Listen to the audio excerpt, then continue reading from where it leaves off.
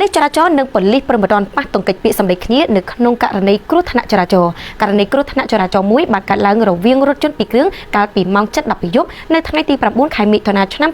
2025 នៅតាមបណ្ដោយផ្លូវហាណូយកែងផ្លូវអុកញ៉ាមុងរទ្ធីសង្កាត់គោកធ្លៀងខណ្ឌសែនសុខរាជធានីភ្នំពេញបើតាមដំណើររឿងនឹងមុនពេលកើតហេតុរថយន្ត Land Cruiser បើកបរតាមបណ្ដោយផ្លូវភ្នំពេញហាណូយទិសដៅពីជើងទៅត្បូងនៅក្នុងល្បឿនលឿនលុះមកដល់ចំណុចកើតហេតុស្រាប់តែរថយន្ត Nissan Navara បើកបរនៅក្នុងល្បឿនលឿនដូចគ្នានៅតាមបណ្ដោយផ្លូវសម្ដេចជាស៊ីមក៏ជ្រុលទៅបុករថយន្ត Land Cruiser ពេញទំហឹងតែម្ដងបណ្ដាលឲ្យរថយន្តខូចខាតធ្ងន់ធ្ងរទាំងសងខាងក្រោយពីកាត់ហេតុភាគីទាំងសងខាងបានខលហៅភាគីទាំងសងខាងមកដោះស្រាយរៀងៗខ្លួនគឺរហូតទាស់ពាក្យសម្ដីគ្នាប្រកែកតវ៉ាតឹងសរសៃករវាងម្ខាងជានគរបាលព្រំប្រទាននិងនគរបាលចរាចរណ៍មូលដ្ឋានដោយសារតែមិនព្រមវាស់ជាតិអាល់កុលភ្លាមៗនៅនឹងកន្លែងកាត់ហេតុបច្ចុប្បន្នរថយន្តទាំងពីរគ្រឿងត្រូវបានកម្លាំងជំនាញចរាចរណ៍ខណ្ឌសែនសុខធ្វើការវាស់វែងនិងយកទៅរក្សាទុករងចាំដោះស្រាយគ្នាទៅតាមនីតិវិធី